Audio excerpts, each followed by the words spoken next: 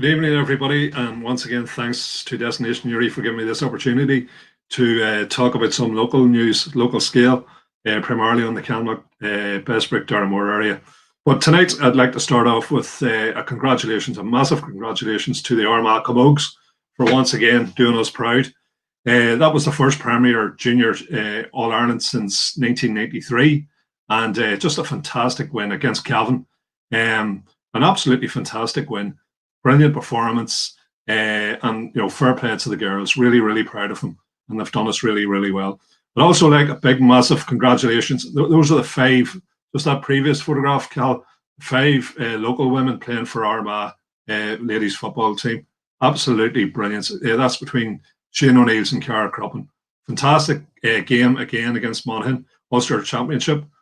Brilliant win. That was in Clonus last week. So last Saturday. Fair play to all, and particularly the locals, for the great input that they give to the football and to the team. An absolute inspiration to not just young women, but to everybody. So fair play. This is the next on the agenda is Fergus Quinn. Fergus, that's him as a young fella. He was boxing with Camlough ABC. That's with Marty McCusker, one of the coaches. And Fergus, as an amateur, was a tremendous boxer. Absolutely brilliant fighting spirit. He's a Blake man, one of the Quins from Blake, so plenty of fighting spirit there. So Fergus, that's a professional bout that he had. That was against Scott James. It was a golden card contract. So absolutely brilliant. He won every single round. And congratulations to Fergus. And no doubt we'll be seeing an awful lot and hearing an awful lot more about this particular fella. Also like to go on to, as I had mentioned before, we were between the Camlough Community Association and the Shane O'Neill's. There was a Christmas food appeal. So that was us on Saturday down at the Shane O'Neill's Football Club. That was some of the parcels that were going to be distributed. So I'd like to thank very much the Shane O'Neill's, Camlough Community Association, and all the people that came along to help, on the day with the distribution. I'd also like to send a special thanks for the generosity and solidarity from the people of Camlough and the surrounding area for providing, all the bits and pieces that were put into those parcels. It was seriously well appreciated. And you'd have to really be there to fully, understand that and fully appreciate that. But people were so glad. Remember, it is at a time, it's not just that it's coming up to Christmas, but at this particular year, well, a lot of people had a wee bit of part-time work, as I said before, what brought in a few extra quid, particularly at Christmas, and they've lost that work, so they've lost, a lot of that extra cash that would have been there just to buy presents and stuff. So this is just to give people a bit of a helping hand, and we're only too glad to do it, and really, really, really appreciate the input from the people of Camlough and the surrounding area. So fair play to everybody, organisers, contributors, and the people that delivered as well. I'd also like to, I haven't got a photograph in this, it's just to say to clubs, 25 million has been set aside by Caroline Cullen. She's the Minister for Department for Communities. This is to do with sport, so everybody knows it's been a difficult year for people, particularly clubs, be they football clubs, boxing clubs, whatever type of club at all, as long as it's within sport, to fundraise, so that money has been set aside. Just go on to the Department for Communities website. You will see where you can take a look at where you can download the application, and if you might as well take the opportunity. There's 25 million there to be distributed, so if you're not in, you can't win. So it's an opportunity for people to do that. I'd like to then go on to, this is an event that happened on Sunday. It's marking the centenary. As everybody would know at this stage, there's a decade of centenaries. So one of the centenary events for here, for the local area, was it happens on the 12th night, 13th morning of December 1920.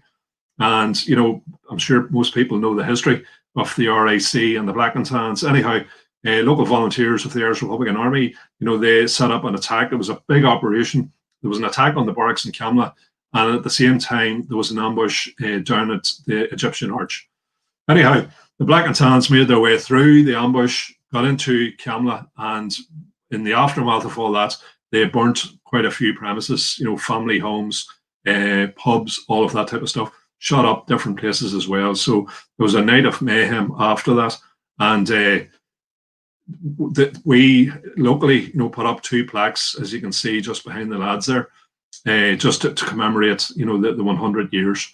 And what I would like to do is I'd like a big thanks to everybody who was involved in it, particularly the likes of Kieran Malone, who provided the plaques and got the engraving done, the likes of Lorcan Mathers and Mike Mathers, for the erecting of the plaques, and Dermot Feely, for taking the photographs on the day. The first thing about it is, because of COVID restrictions, we couldn't do the normal commemoration. So it was just a few people just to mark the occasion that were able to turn up. So thanks for everybody that did that. I'd also like to, if you can then bring it up, it was to talk about a fire that happened in Carrick, Vista. And this happened last Thursday night, Friday morning. And if you remember, in October, 2 brand new houses opened up by Apex, which is a housing association, and were allocated to 2 different families. Before the first family moved into the other house, there was an attempted arson attack on it, and destroyed quite a bit of the house on the inside. On this particular occasion, this was the house adjacent to it. A family was in the house whenever it was set on fire. The family, if you can maybe skip on, you'll see, had to get out an upstairs window that had to throw. You can see the mattress just at the 2 patio doors there, and then they escaped from the upstairs window. Now, as far as I'm concerned, this is attempted murder, and there's no doubt there is a PSNI investigation to see who is behind this. It is the exact same modus operandi as October's. I'm in no doubt whatsoever that it was the same people that were involved. And this is, as I have described before, the workings and the actions of a criminal gang that's operating around Bessbrook. They're trying to intimidate people out of houses so they can acquire the houses. And you can be rest assured that is not going to happen. There is an investigation going on. I've already spoken to Apex, I've spoken to the PSNI. We're going to meet up in early January just to see what's going to happen. It'll take between 30 and 40,000 to fix these 2 houses up. I know for definite one of the houses the family's never going to move back, and I'll be fairly sure that's probably the same with the other house. But we will have a meeting with it. In the meantime, if anybody's got any information, make sure that the PSNI has it. This has to be investigated. This could have been an absolute tragedy, because you're talking about a number of small children and a mother in the house at the time. So there is absolutely no room for that type of criminal activity in our community. It has to be stamped out, and the only way we can stamp it out is the community working in conjunction with the PSNI and making sure that these people are apprehended and put exactly where they belong, behind bars. Okay, thanks very much for that. Just a quick one, and I'll do it next week. It's to do with the bins, and there had been a bit of industrial action there a couple of weeks ago. Obviously, that affected many of us, including myself. The black bins weren't picked up for about a week. They have been. The brown bins will be picked up tomorrow morning, those that weren't. So it's back to normal. Now, coming up to Christmas, obviously the bin men, just like anybody else, they need a break. And so there will be a schedule. As soon as I get the graphics, I'll put it up on Facebook. I know for sure they will still be working on Christmas Eve, but obviously they'll be off Christmas Day and a few other days, after that, I presume. Now, the thing about it is, just to remind people, during the COVID, when an awful lot of people, particularly, public servants and people like that, were working from home, it was the bin men, just like the NHS staff, that were out, on the front line. They still collected our bins. As somebody once said, it's the doctors that cure diseases, but it's the bin men that prevent them. So they are making sure that all of the waste was picked up as normal and, disposed of. So they're putting, their own health and even life, on the line, for us. So what I'm saying is, it is a regular occurrence, I think, most of the time anyway, that people would make a donation to the bin men coming up to Christmas. So it's an opportunity. I think we all should think of the bin men, and also the people that work in the recycling centres as well, and the guys that work on the wee sweepers along the road. I know some of the estates that normally would get that service haven't got that service in quite a while, and that is because, with COVID, you have more people off and sick, and those guys are pulled from there and put onto the bins. The bins are the priority, so that's the way it is. But please, a wee bit of consideration for the bin men and everybody that works in waste disposal coming up to Christmas. As I say, I'll have the graphics up hopefully on Facebook as soon as I get them. Okay, so just want to go on to the birthdays. And the first birthday that I'll touch on, this is two lads that are in Sydney. No, hang on, I'll deal with this one first. This is a young fella from Camlough, Aaron Anderson. So as you can see, he has led quite an active life from on a kiddie's bike at Christmas. He seemed armed and dangerous at one stage. There's his 21st, and obviously he's playing for Carrick company tickets, but he's certainly playing Gaelic football anyway. So it was Aaron's birthday last week, so a happy birthday and a big shout out to Aaron. So next on is Wayne Mackin. And again, another local lad, did a bit of boxing in his day with the Camlough ABC. And Wayne is in Australia at the minute. There you can see with the wife and his young fella. And definitely another guy that misses home, because you can see him on Facebook all the time, just keeping in touch with people. So a big shout out to Wayne, and I hope you had a good day. I'll just skip that one because that's one for the end. If you can get on to maybe, let's see if you can. But that's just a wee surprise given event. So Lisa Mcnulty, I'm not too sure if you have Lisa's. I know it's Lisa's birthday today. So, right, I'll take this one first. This is two lads out in Sydney, Mark and Anthony Feehan, and it was their 27th, and just at the end of November. So a big shout out to the two lads. Mark played with the senior team in the Shane O'Neills, and Anthony worked down in the Yellow Heifer. So that's possibly where you might know them. But they headed out to Sydney anyway, and I'm in no doubt they're missing home, and I'm in no doubt Patricia, the mother, is missing them. So big shout out to the two lads, and hope you had a good 27th. And I'm sure everybody's looking forward to hearing from you over Christmas. And last but not least on my, and there goes my paper, last but not least on my list is a friend and comrade of mine, Lisa Mcnulty, and it was Lisa's birthday today. So a big happy birthday to Lisa, and no doubt you'll have a great day. Unfortunately, Lisa's sister, Lauren, is in Australia, so I'm sure this is probably one of the first birthdays that you didn't get to celebrate with Lauren. But hopefully you had a good day, and no doubt we'll see you over Christmas. So if you could go back to the photograph with the young fella with a shield, and because this is a very special praise given. This is young Ryan McAlevey, and he'd be a grandson of Jerry Smith's, and Lisa would be the mother. Young Ryan got Player of the Year with Creve Rua. He's an 11-year-old for the under-11s, and absolutely brilliant achievement, Ryan. And fair play to you. There's no doubt about it. Hurling is probably one of my most favourite games, and it'd be fantastic. Creve Rua have done us proud for so many times, and it's fantastic seeing young players like this, coming through the ranks. That was the Richard Hughes Shield, and I'm in no doubt it was well deserved, Ryan. So congratulations, big shout out to you, and the best of luck for future games.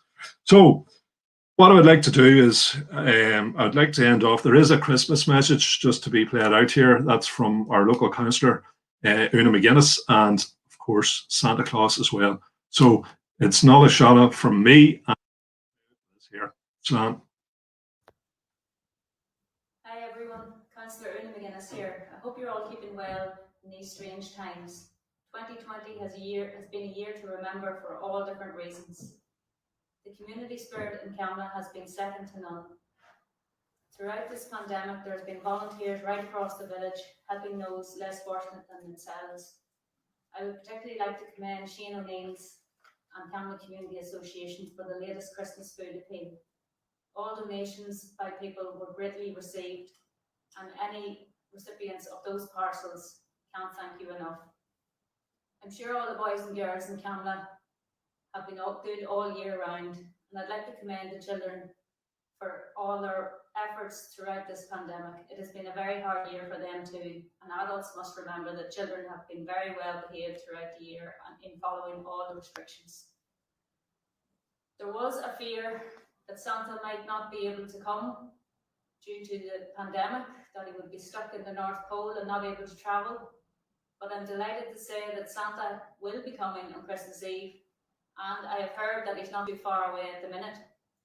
I hear a bell in the background here. And I'd just like to welcome Santa to talk to all the boys and girls before Christmas. Merry Christmas, Merry Christmas, everybody. And Merry Christmas to all the boys and girls. And unfortunately, this year, Santa's not going to be able to get round and meet us all here in Camlough. But hopefully, after this difficult year is over, this time next year, you'll be able to come and see Santa again in Camlough. But I promise you, I'll be leaving the North Pole early to go around and deliver all those presents to all those special kids. And leave plenty of surprises for everybody throughout the whole country. So all that I say now, stay safe, Happy Christmas, and Happy New Year to everybody. Bye-bye, Merry Christmas. Thank you, Santa, for those words. I'm sure all the children are delighted to see you here. Oh, They've all been very, very worried over the last few months that you weren't going to be able to make it. well, we did think that the way, because of this coronavirus as we know it, but we'll fight through it here. I have all my elves up there, and they're all working very, very hard getting all the presents ready. And we are going to make sure that we're going to deliver everything on Christmas Eve night. That's brilliant, Santa. Thanks very much for joining us. I know you're a very, very busy man, so. Well, we always take time to say hello to all the kids out there and wish them all a Merry, Merry Christmas. Thank you, Santa. I'd also like to take this opportunity to wish everyone a very happy and healthy Christmas. Stay safe, and we all hope that 2021 will bring a better year for us all. Stay safe and follow the current guidelines as we are asked to do to make sure everyone stays healthy over the Christmas period. Thank you. Bye-bye. Merry Christmas.